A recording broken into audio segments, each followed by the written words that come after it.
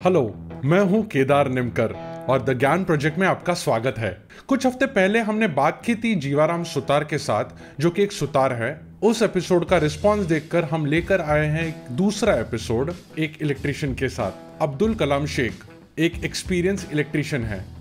उनके साथ जानेंगे इलेक्ट्रिशियन बनते कैसे हैं, नौकरी कैसे मिलती है, आर्किटेक्ट्स और कॉन्ट्रैक्टर के साथ नेटवर्किंग कैसे होती है, सेफ्टी गाइडलाइंस और एक इलेक्ट्रिशियन का दिन भर का रूटीन। सबसे इंपॉर्टेंट, एक इलेक्ट्रिशियन कितना कमाते हैं। ये एपिसोड उन सब के लिए है जो अल्टरनेटिव करियर ऑप्शंस एक्सप्लोर कर रहे हैं या स्किल बेस्ड अपॉर्चुनिटीज ढूंढ रहे हैं। तो चलिए अब्दुल के साथ उनके प्रैक्टिकल और प्रोफेशनल इंसाइट्स के साथ इस फील्ड की जानकारी लेते हैं।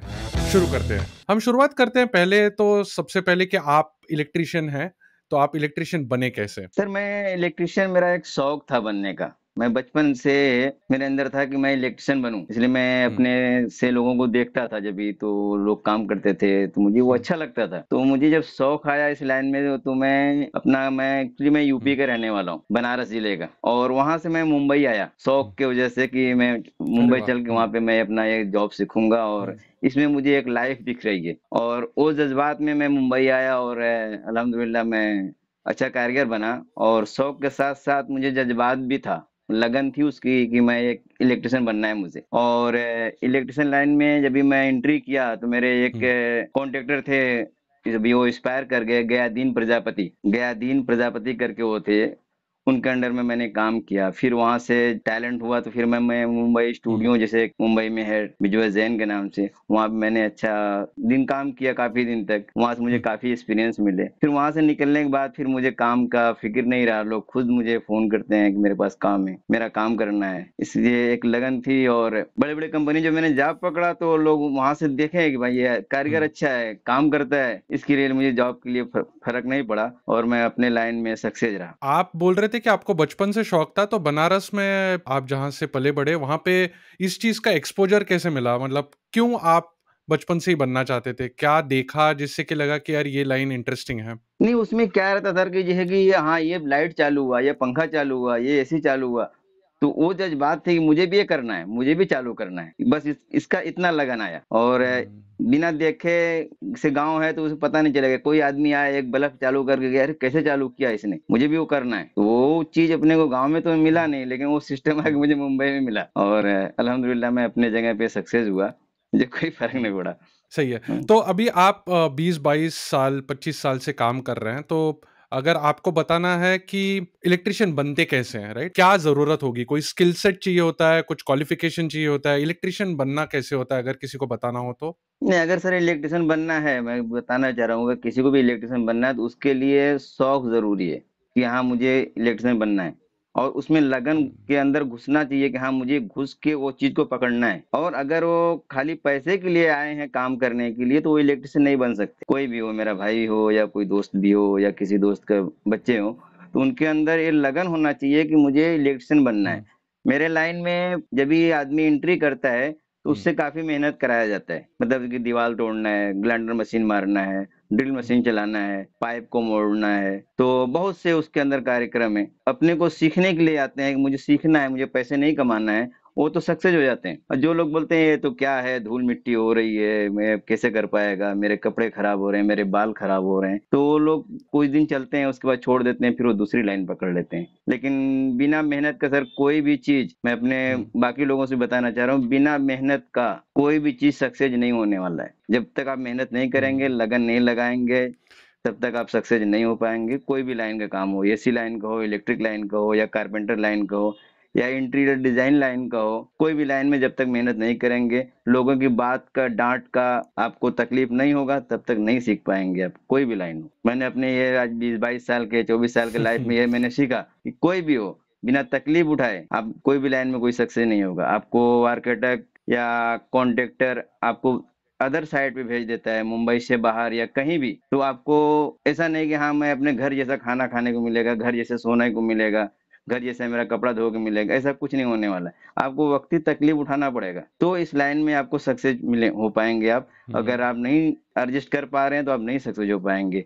तो मैं आपसे, आपके थ्रू बाकी लोगों से ये भी कहना चाह रहा हूँ कि आपको तकलीफ उठाना पड़ेगा कुछ चीज पाने के लिए। बिना तकलीफ उठाए आप कोई चीज पा नहीं सकते। नहीं, बहुत ही बढ़िया, क्योंकि हार्ड वर्क के लिए कोई सब्स्टिट्यूट होता नहीं है, बराबर है। आर्किटेक्ट लाइन को भी मैंने देखा सर कि वो लोग भी जब ये आर्किटेक्ट लाइन में आते हैं, हमारे जो जूनियर आर्किटेक्ट हैं, सीनियर आर्किटेक्ट से नीचे वाले, वो लोग भी बहुत मेहनत करते हैं। वो लोग हमारे साथ साथ, जिसे लगता है कि वो लोग भी हेल्पर हो गए हैं, जैसे इतना मेहनत हम लोग करते हैं उतना मेहनत साथ साथ में वो लोग भी करते हैं।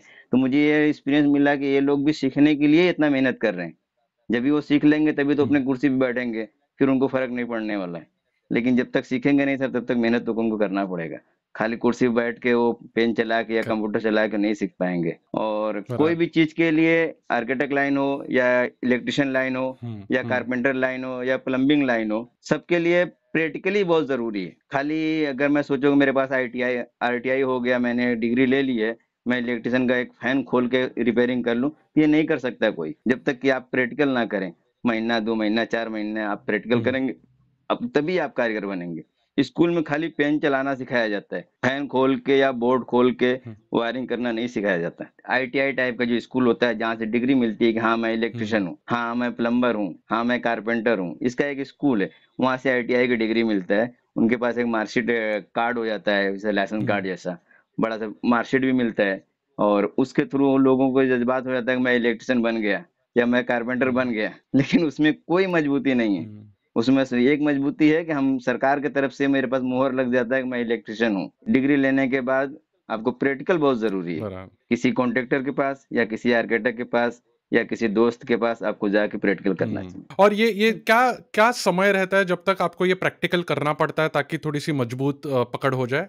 नहीं सर, इसमें प्रैक्टिकल के लिए आदमी अगर 2-3 महीने तक अगर समय दे दिया, मतलब हमारे एक्सपीरियंस में अगर 2-3 महीने 4 महीने तक अगर उसने हम्म। अपना घर बार त्याग के खाली काम पे ध्यान दे दिया, तो फिर उसको कोई तकलीफ नहीं उठाने वाला, फिर वो कारीगर में उसकी गिनती होने लगेगी और वो अच्छे लेवल कारीगर बनेगा। हाँ, जो आदमी हम्म। आया और अपना खाली अपना ही ध्यान दिया, काम का ध्यान नहीं दिया, तो कुछ मतलब नहीं। आज हालात ये है कि एक इलेक्ट्रिशियन एक हेल्पर को खाली काम बताता है, काम बताया किया नहीं किया, तो वो अगर हट भी गया वहां छोड़ के, तो वो अपने हाथ से करके हट जाता है। तो उसमें अगर एक मिस्त्री एक हेल्पर को, अपने से जूनियर को अगर वो काम बता रहा है, तो सीखने के लिए उसमें बरोबर ध्यान देना चाहिए, उसको करना चाहिए। खराब होगा तो वो आके आपको बताएगा, जो आपका सीनियर है आपको मना नहीं करेगा कि हाँ ऐसा मत करो, लेकिन आप जब छोड़ के चले जाओगे तो आपको बुलाएगा भी नहीं, हाँ आके करो, वो खुद ही कर देगा। इसके लिए जरूरी है कि मतलब कि हम्म। लगन, दिमाग लगाना, सोचना कैसे क्या कर रहा है क्या नहीं कर रहा है। तो आपने जब शुरुआत की तो पहला जॉब मिला होगा, अभी आप थोड़े से फॉर्चुनेट थे कि विजय जैन जैसे लोग मिले, आप बम्बई आ गए। बट अगर किसी को जॉब, मतलब अगर ये कार्ड भी मिल गया आईटीआई का, तो उसके बाद ढूंढना कैसे, नौकरी कैसे ढूंढनी है? नहीं, नौकरी ढूंढने के लिए सर, जब भी मेरे पास आईटीआई, पहले बेहतर है कि अगर आपने स्कूल से पढ़ाई अच्छी किया है तो आईटीआई कर लें। मिनी आईटीआई हो या फिर और आईटीआई हो, तो आईटीआई करने के बाद आपको लोग पूछते हैं कि हाँ इनके पास डिग्री है, तो उनको आप कॉन्ट्रेक्टर लोग बुलाते हैं कि इसलिए कि कभी भी मीटर लाइन में या फ्लैट लाइन में काम करो तो वहां हम्म। पे कार्ड लगता है। तो अगर आपने पहले आईटीआई किया है तो आपको हम्म। कॉन्ट्रेक्टर, इलेक्ट्रिकल कॉन्ट्रेक्टर हो, अगर जिसके पास जो चीज का कार्ड रहता है, डिग्री, तो उसको लोग अपने तरफ बुलाते हैं कि मेरे पास आइए। हम्म। तो आप थोड़ा सा साथ साथ में रहेंगे ना, फिर भी हमारे लिए एक प्रूफ रहेगा कि हमारे साथ एक इलेक्ट्रिशियन है। अगर आपने डिग्री ले लिया है, उसके बाद आप एक हम्म। कॉन्ट्रेक्टर पास जाएं, वहां से प्रैक्टिकली करें। ये ना समझे कि हाँ मेरे पास डिग्री आ गया तो मैं कारीगर हो गया। सीखने के हम्म। लिए सर ये भी बहुत जरूरी है। जो भी हमारे भाई लोग इसको हम्म। सुन रहे हैं, उसके लिए भी बहुत जरूरी है कि आप जो है प्रैक्टिकल, लाइसेंस मिलने के बाद आप प्रैक्टिकली भी करें। लाइसेंस तो ये है कि आपको 4 सवाल पूछे जाएंगे, आपको पास कर दिया हम्म। जाएगा। हालात ये है कि ऑफिस में लोग बैठे रहते हैं, पैसे लिए आपको पास किए, आप पास हो जाएंगे। थोड़ी जानकारी रहेगी फिर भी आपको फुल मिस्त्री बना के पास कर दिया हम्म। जाएगा, लेकिन आप फुल मिस्त्री वाला काम नहीं कर पाएंगे जब तक आप प्रैक्टिकली नहीं करेंगे। और प्रैक्टिकली तभी करेंगे जब किसी के पास जॉब करेंगे। Correct, correct, correct. जॉब करेंगे वहां पे आपको सैलरी मिलेगी। नहीं सर, तो ये पहले कॉन्ट्रैक्टर। कॉन्ट्रैक्टर जो इलेक्ट्रिकल लाइन के रहेंगे सर, जहाँ पे आप रहेंगे, यहाँ पे अगल जो हमारे अड़ोस पड़ोस में लोग रहते हैं, और वहाँ पे अगल बगल सब इलेक्ट्रिशियन भी मिलेंगे। कोई सोसाइटी काम करने वाला मिलेगा, कोई बिल्डिंग में काम करने वाला मिलेगा, कोई बंगले लाइन में काम करने वाला मिलेगा। तो किसी न किसी के थ्रू आपको, मतलब यार मेरे पास आईटीआई है और मैं इलेक्ट्रिशियन बनना चाह रहा हूँ, तो खुद ही बताएंगे चल मेरे पास नहीं, मैं फला आदमी के पास तुमको जॉब लगाता हूँ, लेकिन वहाँ लगन मेहनत से काम करना और मैं बात कर लेता हूँ। तो पहला आपका सीढ़ी यही रहता है कि किसी पड़ोस वाले से या किसी फ्रेंड से कांटेक्ट करने के बाद फिर आपको जो है एक कॉन्ट्रैक्टर के पास आपको जॉब मिलेगा। पहला जो जॉब रहता है सर, वो भी एक तरह का कॉलेज है, उधर ही सीखना पड़ता है। अब्दुल जी, अपना एक आम तौर पर एक दिन कैसे रहता है, राइट? अगर किसी को जॉब मिल गया, वो ज्वाइन कर लिया, सुबह से लेके शाम तक, थोड़ा सा संक्षेप में बता सकते हैं तो? मैं अपने सर पूछा तो मैं बता रहा हूँ कि मेरे लाइन में मुंबई में मैं हूँ, सुबह भागम भाग की जिंदगी रहती है। सुबह उठना, टाइम से जॉब पे पहुंचना और जॉब पे से हम्म, फिर टाइम से छूटना और अपने घर के लिए आना। इसमें जो हम्म, भी है आपको तकलीफ तो उठाना पड़ेगा। रह गई सीखने के बाद, हमारे लाइन में जब आप हम्म, कारीगर बन जाएंगे तो आपके लिए सबसे आराम की जिंदगी है। इससे इलेक्ट्रिकल लाइन में सबसे कम वर्किंग करने वाले लोग होते हैं, मतलब मेहनत कम करते हैं। एक काम किया, आज जमाना फोर सीलिंग का है, पीओपी का फोर सीलिंग है, लाइट फोर सीलिंग के अंदर है, मेहनत उसमें कुछ भी नहीं है, आपको झरी नहीं मारना है, सब पाइपिंग के थ्रू काम होगा उसमें। तो जब तक आप सीखेंगे नहीं, कारीगर नहीं बनेंगे, तब तक दिक्कत है। उसके बाद बहुत सुकून की जिंदगी है, आराम से जिंदगी पार होने लगी। और मैं भी जब इस लाइन में आया तो मुझे भी बहुत तकलीफ उठाना पड़ा, हम्म, लेकिन आज अल्हम्दुलिल्लाह बहुत सुकून है मुझे। और आज उसे 20 साल पहले का है तो लोग थोड़ा डरते भी थे मेरी जॉब छूट जाएगी। तो कॉन्ट्रैक्टर लोग जितना भी मेहनत कराते थे ना, उतना करते रहने का, एकदम मेहनत करेंगे तभी मैं सीखूंगा। मैंने एक बैक बॉक्स है जो इसमें हम प्लेट टाइट करते हैं, जब तक हम्म, उसको हम मेहनत करके लगाएंगे नहीं तब तक सीखेंगे कैसे? एक बार खराब होगा, दो बार खराब होगा, ये प्रैक्टिकल लाइन में ही खराब हम्म, होगा, लेकिन जब आप कारीगर बन जाएंगे तब नहीं खराब होगा। तो आपको उसमें से मेहनत हम्म। करना पड़ेगा और मेहनत करने के बाद फिर बहुत बढ़िया जिंदगी बीतेगी। तो सर, आपने काफी एम्फेसिस दिया है मेहनत करने के लिए, तो थोड़ा सा पैसे के बारे में बताइए कि आप टिपिकली एक जो बन जाता है तो कितना कमाते हैं और? नहीं, मैं बता रहा हूँ। मैं देखो, मैं एक है सर की जो हम्म, हेल्पर लाइन में जब भी आते हैं स्टार्टिंग में, हम्म, पहले हेल्पर ही बनते हैं, बाद में थोड़ा मिडिल क्लास का कारीगर बनते हैं, फिर वो फर्स्ट हम्म, क्लास के कारीगर। एक बैग वो फर्स्ट क्लास कारीगर नहीं बन पाते। इसमें क्या है कि सैलरी जब स्टार्टिंग में आते हैं तभी मान के चलिए कि आपको 500 रुपये,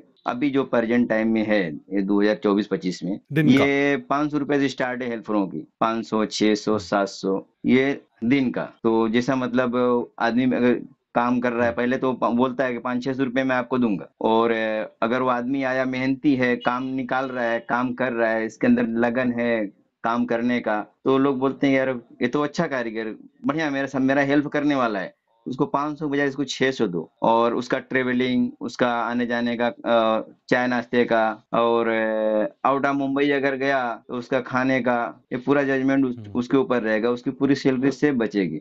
मतलब एक हेल्परों की जिंदगी अगर है, उसको लगन है काम करने का, तो 600 रुपये तक, हम्म, 500-600 रुपये तक मिलेगा। और अगर वो कारीगर है, हमारे लाइन में जो है, हमारे सीनियर भी जो हैं, उनके पास जो है छः हम्म, 700 से स्टार्ट है, 700 800 से लेके 1200 रुपये तक, 1500 रुपये तक। मेरे साथ एक आदमी काम करते हैं, उनको मैं 1500 रुपये देता हूँ। काम हम्म, बताया, उसमें 1500 रुपये देना सर भारी नहीं है। काम बताया, ड्राइंग दिया, मेरा काम हो रहा है, मुझे मेरा टेंशन खत्म हो जाता है, मुझे आना हाँ, जाना नहीं पड़ता, इसके लिए 1500 देना मुझे भारी नहीं। तो जो आदमी कारीगर बन जाते हैं तो वो, हम्म, हाँ, उनको पैसा देने में कोई तकलीफ नहीं होता। और जब आप खुद काम करने लगेंगे तभी आपका बैकिंग ग्राउंड बनेगा, पहचान बनेगी। तभी आप वहां से, मेरे पास से निकलने के बाद आपको 4 जने काम देंगे। जिस आर्किटेक्ट का मैंने काम कर रहा हूँ उनको दे दिया कि तुम काम करो, वो काम परफेक्ट कर रहे हैं, आर्किटेक्ट के डिजाइन के हिसाब से कर रहे हैं, क्लाइंट के मन के हिसाब से कर रहे हैं। तो जब मेरे पास से निकलेंगे तो वही आर्किटेक्ट उनको हम्म, काम देगा, चलो मेरा काम कर। वो वही क्लाइंट उनको बुलाएगा, चलो मेरा काम करो। फोन नंबर, मुझसे मुझसे ज्यादा कांटेक्ट जो वर्कर काम करते हैं क्लाइंट से, आर्किटेक्ट से, उनके पास रहता है। दिन भर में एक बार मेरे पास फोन आएगा तो 5 बार जो काम कर रहे हैं सीनियर आदमी हमारे साइट पे, उनके हम्म। पास जाएगा। तो जो सीनियर हैं उनका इसी इसी तरह बैकिंग ग्राउंड बनेगा और वो उनका पहचान बनेगा। हाँ, नहीं, जो आपने कहा कि ये 1500 रुपए तक का दिन का कमा सकते हैं, तो ये हमेशा जो पेमेंट होता है वो दिन का रहता है कि कुछ कॉन्ट्रैक्ट या पेरोल पे आ सकते हैं, या किसी के से टाई अप करके नौकरी मिल सकती है? ये 1500 रुपया, बारह सौ हुँ, रुपये जो सैलरी मिलेगी, ये सर वो मेरे पास काम करने आएंगे, मतलब पर डे के हाँ, हिसाब से उनको मिलेगा। और जो लोग थोड़ा कम है, 1200 रुपये वाले हैं, 1000 रुपये वाले हैं, वो फिक्स पे है, मेरे पास काम नहीं है हुँ, तब भी उनको देना है। दो दो चांस इसके मिलने का। स्टार्टिंग में हेल्परों की सैलरी कम रहती है, और जब भी आदमी कारीगर बनता है, मिस्त्री बनता हुँ, है, जब भी तभी उसकी सैलरी बढ़ती चली जाती है उसके एक्सपीरियंस के हिसाब से। एक्सपीरियंस में बहुत तरह का एक्सपीरियंस है, मतलब आप क्या कर सकते हम्म हैं, खाली लाइट लगाने तक का एक्सपीरियंस है या उसका वायरिंग करने का एक्सपीरियंस है। जिस तरह से आपका एक्सपीरियंस रहेगा सर, उस हिसाब से उसकी सैलरी मिलती जाएगी, बढ़ती जाएगी। 12,000 से हेल्परों की स्टार्टिंग मैंने आपको बताया, फिर बढ़ते बढ़ते वो जो है 1,500 रुपया पर डे तक हो जाता है, मतलब 45,000 रुपये तक का हो जाता है। जो ज्यादा सैलरी वाले रहते हैं तो उनको भारी लगता है, हम्म वो बैठा के नहीं दे सकते, तो वो हाजिरी पे करते हैं कि मैं जितने दिन आपके पास आता हूँ उतना दिन मिलता है। तो अगर आप काम कर रहे हैं तो आप मान के लिए कि हम्म 40,000 45,000 महीने तक आप सैलरी लेके आ सकते हैं एकदम आसानी के साथ। और आप हेल्पर, आप जब मिस्त्री बन हम्म जाएंगे तो आपको भी खाली काम कराना रहेगा। आप जो मेन मेन काम रहेंगे वो आपको देखना रहेगा, जैसे कि मेन मीटर का हो गया, मेन अपना पैनल हो गया, इलेक्ट्रिकल पैनल जो होता है डिस्ट्रीब्यूटर बोर्ड उसका हो गया, तो उसमें आपको ध्यान देना है। बाकी आपको साइड पे ध्यान देना है, तो आपको मेहनत खुद कम करना है। आप खाली दिमाग लगाना है कि हमारे आदमी क्या कर रहे हैं, जो हमारे नीचे हैं उनसे मुझे काम कराना है। आप सैलरी भी ज्यादा लेते हैं और आप खाली अपने दिमाग का पैसा लेते हैं और वर्करों से, अपने से जो छोटे वाले हैं उनसे काम कराते हैं। और जब वो काम करेंगे तभी वो एक्सपीरियंस उनके पास होगा, तभी वो हम्म टैलेंट होंगे। जो अपना एक सीनियर है, वर्क है, उसके नीचे जो जूनियर वाले जो काम कर रहे हैं उनसे ही सीनियर वाला अपना काम कराता है, तो उनको भी सैलरी मिलती है और जो सीनियर है उनको भी सैलरी मिलती है। और ये जो आपने वर्कर कहा जो शुरुआत में काम करते हैं, इनको तकरीबन 500 रुपया पर डे हाँ, ऐसा मिलता है। मैक्सिमम मतलब कम से कम 500 रुपये मिलता है, इसलिए कि अभी जो महंगाई चल रही है, उनका रहना, उनका खाना, कम से कम ठीक। आदमी उनको सब जोड़ता है कि ये 200 रुपये रोज खाएगा हम्म और 150 रुपये रोज रूम का भाड़ा देगा, तो हम्म वो हिसाब से उसको 500 600 500 600 हम्म रुपया स्टार्टिंग में मिलता है। तो उनका क्या है कि वो अपने बराबर। घर से और लाने ये घर से लाने की जरूरत नहीं पड़ता है, यहीं पे मेहनत करके यहीं पे सब कुछ हम्म अपना एडजस्ट करके और बचा भी लेते हैं। करेक्ट। और ये दिन का ही मिलता है कि इसका कोई पेरोल भी रहता है कि आप महीना भर निश्चिंत होके काम कीजिए, महीने भर का सैलरी पक्का, लेकिन डेली काम रहेगा या दिन हफ्ते के 5 दिन काम रहेगा, ऐसा कुछ रहता है? नहीं नहीं, ये में क्या है कि पेरोल मतलब कि अगर आदमी कहीं और काम करता है, जैसे कि हमारे जो सीनियर में, भाई मैं आपके पास परमानेंट नहीं काम कर पाएगा, मेरा आर्किटेक्ट या मेरा क्लाइंट मेरे पास फोन करेगा तो मैं पहले उसका काम करूंगा, तो हमारे पास मतलब वो पैरोल पे आते हैं कि मतलब कि भाई ठीक है, हम्म 2 दिन 4 दिन के लिए मैं तुम्हारे पास आता हूँ, तो वो उनका सैलरी अपने जरूरत के हिसाब से लोग ज्यादा देते हैं, फिर वो चले जाते हैं अपने पुराने जगह, तो उनको कोई हम्म दिक्कत नहीं। लेकिन जो अपने पास हम्म परमानेंट काम करने वाले हैं, हम्म तो मेरे पास काम रहे ना रहे उनको सैलरी मिलती है, तो वो एक निश्चिंत होकर अपने पास काम करते हैं, मुझे यही काम करना है, यहीं से घर जाना है, फिर वापस यहीं पे आना है। तो जो लोग फिक्स लेवल पे काम करते हैं कि मुझे इधर ही काम करना है, उनके लिए मेहनत कम होता है, सीखने को भी मिलता है। ए से शुरू हम्म करते हैं और जेड तक जाते हैं, एक ही साइड पे काम स्टार्ट किए, किस तरह से फ्लोरिंग में पाइपिंग कर रहा हूँ, किस तरह से बैक बॉक्स लगा रहा हूँ, किस तरह से डीबी लगा रहा हूँ, किस तरह से वायरिंग कर रहा हूँ, उनको सब कुछ सीखने को मिलता है। जो लोग हैं कि नहीं मुझे सैलरी हम्म लिमिट से ऊपर चाहिए, जो हम अपने अपने लिमिट से ऊपर चाहिए, तो वो क्या है कि 2 दिन 4 दिन आए, अपना जो काम है किए, उसके बाद चले गए। ऐसे करने वालों को मतलब समय एक्स्ट्रा लग जाएगा, या फिर वो ये लाइन में उनका ध्यान नहीं है, कुछ दिन किए फिर अपना दूसरी लाइन पकड़ लेंगे। लेकिन जिसको सीखने की जज्बात है, हम्म शौक है, पैसे की नहीं, वो ए से शुरू करेगा और जेड तक पकड़ने की कोशिश करेगा। मैं ए पढ़ा अगर, फिर बी पढ़ूंगा, फिर सी पढ़ूंगा, फिर जेड तक जाऊंगा, फिर मैं अपने खुद कुर्सी पे बैठूंगा, मेरे वर्कर लोग काम करेंगे। तो हम बात करते हैं आखिरी हिस्से में, जहां पे आपने कहा कि आपके पास कुछ पेरोल पे होते हैं, कुछ आते जाते रहते हैं। तो थोड़ा सा ये नेटवर्क के बारे में बताइए, क्योंकि जहां तक मेरा अनुभव है कि एक इलेक्ट्रिशियन का बहुत सारे, जैसे बोलते हैं ना, स्टेक होल्डर्स की, दुकानदार है, इलेक्ट्रिशियन, अलग इलेक्ट्रिशियंस हैं, आर्किटेक्ट्स है, इंटीरियर डिजाइनर्स हैं। तो ये नेटवर्क बनता कैसे है और इस नेटवर्क में ऑन कौन कौन लोग रहते हैं? से नेटवर्क में, इस लाइन में नेटवर्क में सर, सबसे बड़े तो जो है हमारे कॉन्ट्रैक्टर होते हैं, जो एक लाइन पे या एक हम्म घर बनाने के लिए सिविल के कॉन्ट्रैक्टर अलग होता है, इलेक्ट्रिकल कॉन्ट्रैक्टर अलग होता है, पीयूपी का कॉन्ट्रैक्टर अलग होता है, प्लम्बिंग का कॉन्ट्रैक्टर अलग होता है। तो उसी में से किसी के पास अगर एक्स्ट्रा वर्किंग आया, जॉब आया, तो वो बताते हैं कि मेरे पास ये ऐसा जॉब है और आपको करना है, तो चलो मैं हम्म लगाता हूँ। तो सबसे पहला स्टेप यहीं से शुरू हम्म होता है किसी को किसी हम्म पीयूपी वाले ने अपने साथ लेकर गया, किसी को किसी ने कारपेंटर ने अपने साथ लेकर गया। तो क्या रहता है कि कारपेंटर इधर काम कर रहा है, फिर उसका कहीं और भी जॉब चालू है, काम चालू है, तो अपने साथ लेकर गया। किसको लेके जाता है? जो इसे हम अभी सीनियर हैं, मेरे पास यहाँ पे काम नहीं है या मुझे यहाँ पे नहीं जम रहा है, मुझे अपना काम करना है। सबसे पहला हमारा स्टेप यही होता है कि इनके पास से मैं काम छोड़ा, अपना हिसाब किताब लिया और कारपेंटर कॉन्ट्रैक्टर के साथ, कारपेंटर या पीयूपी या कोई भी एक दूसरा डिपार्ट के साथ गया और वहां से फिर अपना नई सीढ़ी में चढ़ना शुरू किया। तो सबसे बेस्ट पहला स्टेप हमारा यही है, इस लाइन से हम आगे बढ़ते हैं।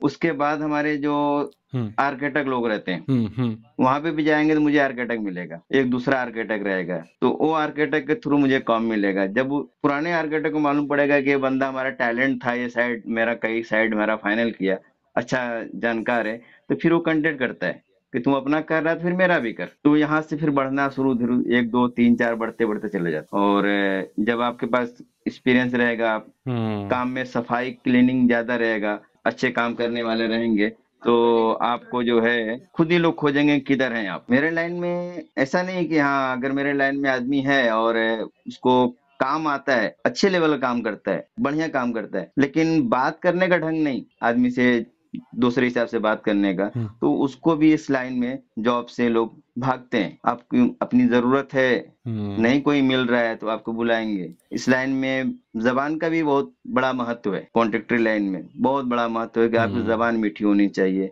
आपके बोलने का ढंग होना चाहिए।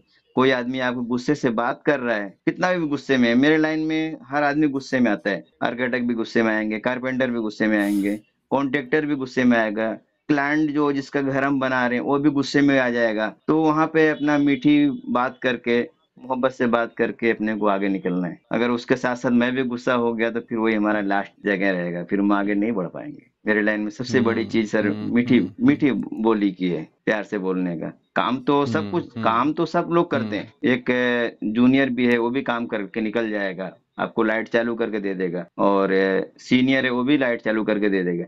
लेकिन अगर आपको मीठी बोली बोलने आ रहा है, अच्छे ढंग से बात करने आ रहा है, तो आपको कभी कोई फर्क नहीं पड़ने वाला है। बहुत बढ़िया। इनफैक्ट आपने जो जबान की बात कही ना, उसी में है कि आपके कुछ वर्ड्स भी होते हैं। तो मैंने देखा है कि किसी बॉय को भेज देते दुकान पे, बोले 3 नंबर का वायर लेके आ जा, या इस टाइप का कुछ रहता है। तो ये जो दुकानदार होते हैं इनके साथ क्या नाता रहता है? ये वाला इक्वेशन कैसे रहता है दुकानदारों के साथ, कि दुकानदार को पता रहता है आप कहाँ पर काम कर रहे हैं, इसलिए वो सही वायर निकाल के देता है? इसके बारे में थोड़ा सा बताइए। नहीं सर, ये दुकानदार जो हमारे रहते हैं और उनको हम्म मालूम है कि हाँ ये हमारा हमारे पास से सामान लेता है और महीने का 1 लाख 2 लाख का टर्नओवर इससे हम करते हैं, तो वो खुद ही आपको मतलब पूछेगा कि भाई तुम्हारा बंदा आया हुआ है, तुमको क्या चाहिए, इसको मैं क्या दूं। अगर उसको बताने में कोई कंफ्यूजन हो रहा है तो हम उसको खुद बताएंगे कि हाँ साहब इसको ये माल दे दीजिए, और वो तुरंत उसको एक कागज पे हम्म लिखेगा और आपको माल दे देगा। पैसे की कोई बात नहीं करेगा, कितना पैसा हुआ, हम्म कितना क्या हुआ, क्या क्या नहीं हुआ। और फिर जब हम उससे मिलेंगे, जब उससे हम मिलेंगे तब बोलेगा तुम्हारा बंदा आया था, तुम्हारा बिल इतना हमारे पास हो गया है और इसको आप पेड जब भी हो हम्म आएगा तो पेड कर दीजिएगा। तो हमारे लाइन में दुकानदारों का भी बहुत हम्म बड़ा सहयोग है, बहुत बड़ा सहयोग है सर। कि एक दुकानदार जो भी ये दुकान वाले हैं वो इलेक्ट्रिकल लाइन के लिए बहुत बड़ा सहयोग देते हैं, इसलिए वो सहयोग देते हैं, हम हम्म हमसे वो भी कमाते हैं, उनसे हम भी कमाते हैं। और इसलिए कि हम कैश पेमेंट दे हम्म के, हर कारीगर के हमारे पास 5 वर्कर या 7 वर्कर हैं, 10 वर्कर हैं, सबको हम कैश पेमेंट दे के नहीं रख सकते कि हाँ भाई लो 10,000 तुम रखो, 20,000 तुम रखो। कैश पेमेंट अगर हम दे रहे हैं तो खुद मुझे देना पड़ेगा, उतना हम दौड़ नहीं सकते कि हाँ एक साइड पे वो साइड पे हम्म वो साइड पे। तो जो हमारे वर्कर हैं उनको फोन करते हैं दुकान पे जाओ, वहां से माल लो, माल लेकर अपना काम करो। तो हमारे लाइन में सबसे बड़ा हम्म योगदान दुकान वालों का है कि जो मुझे माल देते हैं और उनसे हम्म हम कमाते हैं, और हमसे वो भी कमाते हैं। ऐसा नहीं कि सर कि मुझे माल दे दिए तो वो नहीं कमाते, वो कमाते हैं मुझसे। और इसमें खूबसूरत बात यह भी है कि ये पूरे भरोसे पे चलता है कि आप साइट खत्म होने के बाद या दिन के एंड में उनका पैसा दे दोगे। तो अब्दुल जी, मुझे थोड़ा सा और जानना था इस बारे में कि ये जो ब्रीफ होती है ना, कि आप अगर एक कॉन्ट्रैक्ट ले रहे हो तो आपको जब साइट पे बुलाया जाता है तो किस तरीके से काम बताया जाता है? कि वो आने के बाद ही समझता है कि आपको कुछ फ्लोर प्लान दिया जाता है? किस ढंग से एक आर्किटेक्ट या इंटीरियर डिजाइनर एक इलेक्ट्रिशियन को काम समझाते हैं, क्या करना है, उसके बारे में थोड़ा सा बता यस सकते हैं?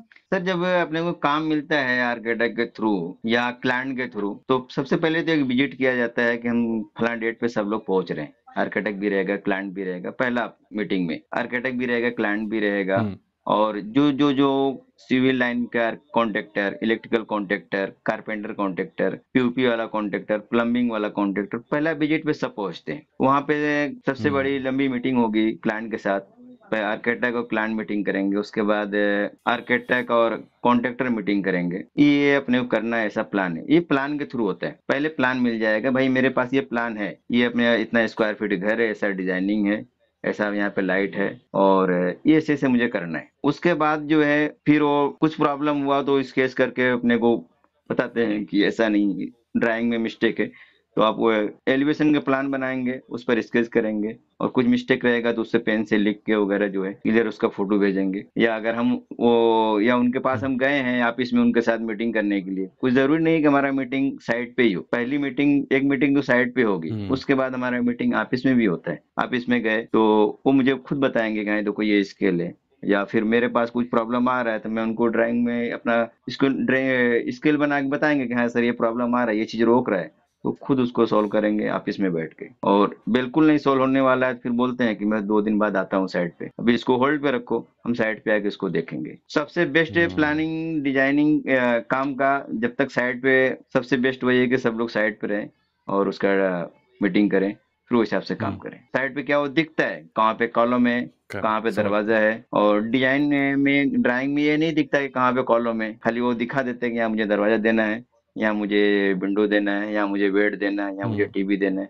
लेकिन इसके पीछे, प्लास्टर के पीछे है क्या, ये नहीं मालूम पड़ता है। क्या रोक रहा है ये नहीं मालूम पड़ता है। जब साइट पे आ जाएंगे तो उनको पूरा डिटेल मालूम पड़ जाएगा। तो डिजाइनिंग, पहले डिजाइनिंग ही जरूरी है, जो ड्राइंग मुझे मिलता है, उसके बाद साइट का मीटिंग, दूसरे नंबर पे साइट का मीटिंग जरूरी। और अगर कुछ उसमें चेंजिंग रहता है क्लाइंट के थ्रू, तो क्लाइंट खुद बताता है कि नहीं ये चीज यहाँ पे ना करके यहाँ पे किया जाए। और हमारे जो आर्किटेक्ट लोग हैं उनके साथ काम करने में मुझे सबसे पहले तो हम मार्किंग कर देते हैं कि कहाँ पे आपका ड्राइंग के हिसाब से कहाँ पे क्या है। आपने मुझे ड्राइंग दिया है, ये बेड है, ये आपका कबाड़ है, ये आपका टीवी है, ये आपका सोफा है, अभी इसमें क्या चेंजिंग करना है आप देख लीजिए। ओके, हाँ ओके, नहीं नहीं नहीं अभी ये ड्राइंग में इससे इसमें तो फर्क पड़ रहा है, अच्छा रुक रुक इसको मैं शिफ्ट करता हूँ, चेंज करता हूँ, इसको इधर से ना उठा के इधर करते हैं। तो साइड पे वो बेहतर है, स्केल कर लेते हैं हम। Correct correct. सो सर आखिर के 2 सवाल। आप एक सर्टिफाइड इलेक्ट्रिशियन है, सेफ्टी के बारे में कुछ जानकारी देना चाहेंगे कि इलेक्ट्रिशियन जनरली थोड़ा सा रिस्की काम भी है, जहां पे आप लाइव वायर के साथ करते हो, सरकार की तरफ से कुछ गाइडलाइंस होती है, ऐसा कुछ होता है कि आप ही सब कुछ है, हमारे एक्सपीरियंस में सेफ्टी सब कुछ है। और इसलिए कुछ अगर हो गया घटना तो कोई साथ देने वाला नहीं, ना कॉन्ट्रैक्टर भी देने वाला है और ना ही क्लाइंट देने वाला है। तो बेहतर है कि आपके पास सबसे पहला काम कि आपके पास सेफ्टी शूज होना बहुत जरूरी है। सबसे पहला काम सेफ्टी शूज। अगर शूज आपके पास है तो आपको करंट जो लगने वाला है उससे आप 99% बचेंगे। जब तक आपके शरीर में अर्थ नहीं मिलेगा, कहीं से भी बॉडी अर्थ जब तक नहीं मिलेगा, आपको करंट नहीं पकड़ेगा। आपका सेफ्टी शूज है, आप सेफ हैं। उसके बाद आप काम कर रहे हैं तो ग्लव्स जो होता है, जो पहन के हम केबल वगैरह काम करते हैं, दूसरे नंबर पे वो भी बहुत जरूरी है। अगर हम कहीं केबल, चालू लाइन में केबल काम कर रहे हैं तो हमारे लिए जरूरी है। और फिर उसके बाद हमारा जो है साइड पे जो परफेक्ट, जो हमेशा आर्किटेक्ट की तरफ से रहता है कि आपके पास जो कैप होता है, टोपी जिसको बोलते हैं हेड, वो जरूरी है कि ऊपर से कुछ गिर गया तो वो जरूरी है। तो सेफ्टी तो सबसे पहले जरूरी है कि आपको सेफ्टी से साइड के अंदर एंट्री करना चाहिए। और काम करने के लिए आपको गोगल और ग्लव्स और शूज, इतना तो काफी जरूरी है। शूज मैंने सबसे पहले अनिवार्य किया हूँ कि किसी के पास बिना शूज का अंदर एंट्री नहीं करेगा। वो भी मतलब डैमेज अगर है तो आप उसको निकाल दीजिए, भाई दूसरा ले लीजिए, लेकिन डैमेज को यूज नहीं करना है। अगर आपको ऊपर से अच्छा दिख रहा है शूज लेकिन नीचे से वो डैमेज है तो आप उसको फेंक दीजिए। आपको अर्थिंग मिलेगा तो उसकी जिम्मेदारी कौन लेगा? 1000-1500 रुपए का शूज आएगा, 2000 का शूज आएगा, लेकिन आपको कुछ हो जाएगा तो 20-25 हजार रुपए का मुझे खाली ट्रीटमेंट करने में एक झटके में चला जाएगा। तो भाई आप जो है शूज पे ले लीजिए, भले फट गया अभी फेंक दीजिए, जाके दूसरा लेके चले आइए। सेफ्टी सर बहुत जरूरी, सेफ्टी बहुत जरूरी। तो लास्ट सवाल अब्दुल जी की, पूरे इलेक्ट्रिशियन बनने के करियर में क्या आपको दिखता है फ्यूचर इसका? बहुत सारी चीजें बदल रही है दुनिया में, इलेक्ट्रिशियन जो बनना चाहते हैं उनके लिए कुछ टिप्स की फ्यूचर में क्या रहेगा? इसका डिमांड ज्यादा रहेगा? आज तक मुझे कम दिखा ही नहीं, सैलरी भी बढ़ती जा रही है, फैशन भी बढ़ता जा रहा है और काम भी बढ़ते चले जा रहे हैं। सन 2002 में जितना काम था उसका मान के चलिए कि 30% स्टाफ तक बढ़ चुका है, और आदमी की सैलरी बढ़ती जा रही है, और नए नए टेक्नोलॉजी सिस्टम आते जा रहे हैं, तो सबको जो है आदमी हैंडल करता चला जा रहा है। तो इसका ये लाइफ है कि ये आप एंड तक, जब तक आप चलने की ताकत रखते हैं तब तक हमारे हिसाब से कि आप इसमें रहेंगे, निकल नहीं पाएंगे। इसलिए कि हम्म। आप जब तक हार्ड वर्किंग है, ताकत आपके अंदर है, हार्ड वर्किंग कर सकते हैं। लेकिन इस लाइन में स्लो काम भी है, इसे इंटरनेट का अपना है, इसमें हार्ड वर्किंग कुछ नहीं है। केबल पंचिंग करना है, राउटर हम्म। बैठाना है, इसमें मेहनत नहीं है, ताकत की जरूरत नहीं, इसमें दिमाग की जरूरत है। आप ओल्ड भी हो जाएंगे तब तक करते रहेंगे, हम्म। आपको मतलब ऐसा नहीं कि दूसरे लाइन की तरह अभी मैं बुढ़ा हो गया अभी मैं कहाँ काम कर पाऊंगा, ऐसा नहीं है मेरा हमारे लाइन में। सिविल लाइन का है कि अब मैं बुढ़ा हो गया मुझसे काम नहीं होता है। लेकिन इलेक्ट्रिकल लाइन ऐसा है कि इसमें बुढ़े होने के बाद भी आप करेंगे। एसी की लाइन में मैंने देखा कि बुढ़े लोग इसमें हम्म। नहीं एंट्री कर पाते, अभी उनसे मशीन नहीं उठ पाता है, वो छोड़ देते हैं। लेकिन हमारे इलेक्ट्रिक लाइन में मैं देख रहा हूँ कि जो बुढ़े हैं वो भी करते रहेंगे, इसलिए कि उनको भारी काम ना करके अपना राउटर काम करेंगे, इंटरनेट काम करेंगे, कैमरे काम करेंगे। इसमें बढ़ता ही जा रहा है। और हम्म। अभी यह मोबाइल से भी सब सिस्टम ऑन हो रहे हैं। तो इसमें कुछ भी नहीं, इलेक्ट्रिशियन काम किए, आप कंप्यूटराइज किए, अब उनको मोबाइल में जो है डाल के दे दीजिए, वो करते रहेंगे मोबाइल से। तो मतलब इसका ये है कि आप लास्ट तक करते रहेंगे, कोई दिक्कत नहीं हमारे लाइन में। और यही सोच के मैं इस लाइन में करेक्ट। एंट्री भी किया था कि इसमें मुझे लाइफ दिख रहा है। बाकी मैं आगे चल के ये करूंगा तो फिर कमजोर होऊंगा, तो फिर ये करूंगा, फिर और कमजोर होऊंगा तो ये करूंगा, लेकिन सैलरी कम नहीं होगी, सैलरी बढ़ती जाएगी। आप पुराने हो रहे हम्म। हैं और आपको ये नहीं कि हाँ अभी मैं कमजोर हो गया तो मेरी सैलरी अब कमजोर हो जाएगी, ऐसा नहीं है। आप कमजोर हो रहे हैं तो आपकी सैलरी और बढ़ रही है। हमारे लाइन में ऐसा कुछ भी नहीं है। हम्म। सिविल लाइन में 50 साल के बाद वो आपसे कोई काम नहीं कराएगा, आपको घर भेज देंगे, जाइए आप घर चलिए। हमारे लाइन में आप कॉन्ट्रेक्टर लाइन में नहीं हम्म। जाना चाह रहे हैं, आइए काम कीजिए, सर्वर बैठाइए, राउटर लगाइए, केबल पंचिंग कीजिए, कैमरा फिक्स कीजिए, आपको आसान आसान काम मिलता चला जाएगा और आपकी सैलरी बढ़ती चली जाएगी। हमारा वर्कर सर, हमारा हमारा लाइन जो है हमारे लिए सबसे बेस्ट लाइन और लाइनों के हिसाब से। और इसमें मैंने कभी औरतें देखी नहीं, तो इसकी कोई खास वजह है नहीं इसमें नहीं नहीं, औरतें कि नहीं होती होती सर। है? मैंने वो अपना नेट वगैरह पे देखा है कि बाहर देशों में औरतें काम करती हैं, लेकिन हमारे इंडिया में मैंने आज तक नहीं देखा। हम्म। और इसका वजह यह है कि औरतें जब जब तक आप जो है हेल्थ फ्री लाइन से नहीं गुजरेंगे, जैसे मैंने आपको बताया हार्ड वर्किंग एक प्रैक्टिकली लाइन से नहीं गुजरेंगे, तब तक आप कारीगर नहीं बनेंगे। औरतें जो है ये मेहनत नहीं कर पाएंगी कि आपको जो है सुबह से शाम तक जो है आके दीवार तोड़ें, पाइपिंग करें, झरी मारें। इसके वजह है कि इस लाइन में औरतें नहीं एंट्री कर पाती। बाकी और हम्म। लाइन में, हम्म। हाँ टेलीफोन लाइन में आपको औरत लोग मिलेंगे। टेलीफोन का क्राउन बॉक्स जो बैठाते हैं उसमें पंचिंग करते हम्म। हैं, आप इससे लाइन का जो टेलीफोन रिपेयरिंग करते हैं उसमें औरत मिलेंगे, इसलिए कि इसमें हार्ड वर्किंग नहीं है। मैं एक साइड पे हम्म। काम किया था और वहां पे एक करेक्ट। लेडीज फोन आया कि आपसे मैं मिलना चाह रहा हूँ। मैं तो मैं वहां पे गया तो वो लेडीज खुद थी, उनका नंबर भी आज भी हमारे पास है। तो बोला मैडम आप काम करेंगे, मैं पहली बार देखा था उनको, तो हंसने लगे, बोली हाँ मैं ही करूंगा। हम्म। और फिर जब उन्होंने मेरा काम देखा तो बोला कि आज हम्म। मैं जो है 25-30 साल से इस लाइन में हूँ, उम्र उठ गया था उनका, और पहली बार किसी ने मुझे इतना परफेक्ट सिस्टम बना के मुझे दिया है। खाली मुझे पिन क्लिपिंग करना है, बाकी मुझे कुछ नहीं करना है। वो मेरे काम से बहुत खुश हुई। और हम्म। मैं भी उनको देखा तो मैं अचंभव हो गया कि मतलब ये सब लाइन में औरत कैसे आ गई।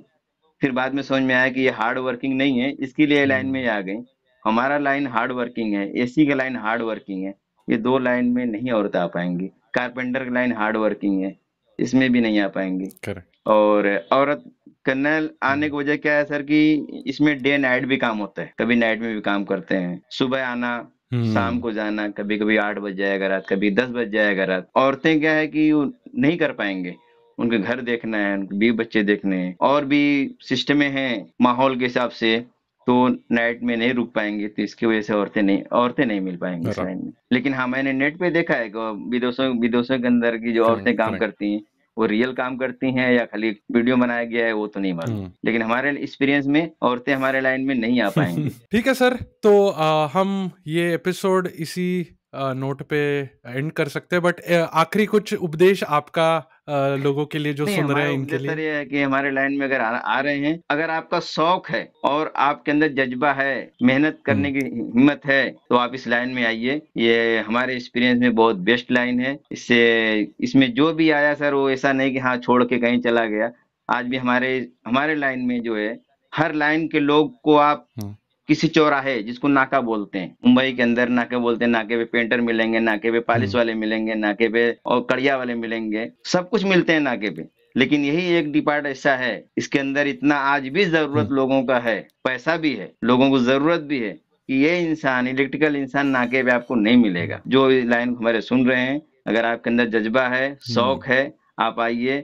इसके अंदर सैलरी भी कम नहीं है, आपके एक्सपीरियंस के हिसाब से आपकी सैलरी भी मिलती चली जाएगी। आप पढ़े लिखे हैं, आपके पास जॉब नहीं मिल रहा है, मेरा भतीजे लोग भी हैं इस लाइन में। हमारा एक भतीजा है जो एमए किया हुआ है, आज हमारे साथ वो काम करता है। और पढ़ाई सर व्यर्थ नहीं जाती है। मेरा भतीजा है, अभी वो बहुत पुराना नहीं है, लेकिन पढ़ाई की बदौलत उसका एक्सपीरियंस मुझसे तेज स्पीड से आगे बढ़ता है। पढ़ाई व्यर्थ नहीं जाती है। पढ़े लिखे इंसान भी अगर इस लाइन में आ रहे हैं तो उनके लिए और बेहतर है कि आप आइए। नौकरी की तलाश में घर पे बैठ के बेकार अपनी लाइफ बेकार नहीं कीजिए। आप सीख रहे हैं, आपको खाने को मिल रहा है, सोने को, इतना कॉन्ट्रैक्टर आपको इतना पैसा देगा, किसी भी कॉन्ट्रैक्टर पास जाएंगे इतना पैसा आपको देगा कि आप अपना खर्चा, अपना खाना, अपना रहना, सब कुछ करके आप एक हुनर आपको मिलेगा। और कोई जरूरी नहीं है कि हाँ हुनर सीखने के बाद हम मुंबई में ही रहेंगे।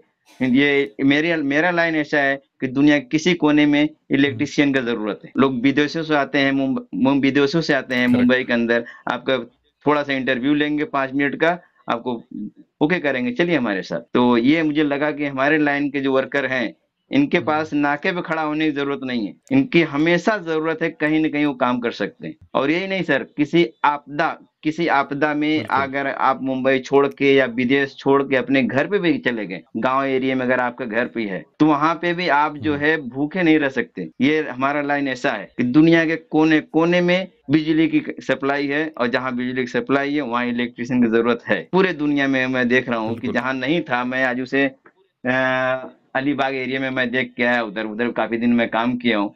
और जहाँ पे बिजली नहीं था, आज वहां पे भी बिजली है। जहाँ बिजली पहुंच गया वहाँ इलेक्ट्रिशियन जरूरत पड़ता है। कुछ साल पहले लॉकडाउन आया था सर, और पूरे दुनिया के लोग जो है अपने अपने मुल्क गांव चले गए थे अपनी फैमिली के साथ, और कारोबार सब एकदम ठप, कहीं से आना जाना नहीं था। तो हमारे साथ भी मतलब यह था कि हम भी पहुंच गए थे अपने घर पे, लेकिन हमारे हाथ में जब हुनर था तो हम वहां पे भी अपने 4-5 फ्रेंड लोग के लिए, चलो सब लोग काम करो, किसी को भूखा नहीं रहना है। तो ये हुनर है अगर, तो आप कहीं भी सर काम कर सकते हैं, और अपने फैमिली वालों को, अपने बच्चे को, या खुद सुकून से जिंदगी बिता सकते हैं। बहुत बढ़िया, बहुत ही प्रेरणादायक है। शुक्रिया। I think Abdul, all the best आपको आपके आगे के सफर के लिए, और बहुत बहुत शुक्रिया हमसे जुड़ने के लिए। Thank you. Welcome sir, thank you. तो ये थे अब्दुल कलाम शेख। मुझे उनसे बात करके बहुत कुछ सीखने को मिला। आशा करता हूँ आपको भी। इलेक्ट्रिशियन बनना सिर्फ एक स्किल नहीं, बट एक प्रॉमिसिंग करियर ऑप्शन भी है। 12,000 से लेके 45,000 तक की तनख्वाह। जहाँ जहाँ बिजली है वहाँ वहाँ इस प्रोफेशन की ज़रूरत, और बुढ़ापे में भी काम की अपॉर्चुनिटीज। सिर्फ लगन और मेहनत करने की तैयारी। ITI का कोर्स करना है, और सही नेटवर्किंग के साथ आप एक प्रोफेशनल इलेक्ट्रिशियन बन सकते हैं। आखिर तक सुनने के लिए धन्यवाद। कमेंट्स में लिखकर जरूर बताइएगा कि आपको यह एपिसोड कैसे लगा, और आप ऐसे और एपिसोड चाहते हैं। इंडियन ITI स्कूल्स, द ज्ञान प्रोजेक्ट की वेबसाइट और हमारे सोशल मीडिया हैंडल्स, सारे लिंक्स एपिसोड के शो नोट्स में हैं। सब्सक्राइब करना ना भूलें, और आपके फ्रेंड्स और फैमिली में ये एपिसोड की लिंक पक्का शेयर करना। मिलते हैं अगले एपिसोड में एक और इंटरेस्टिंग कॉन्वर्सेशन के साथ। Thank you.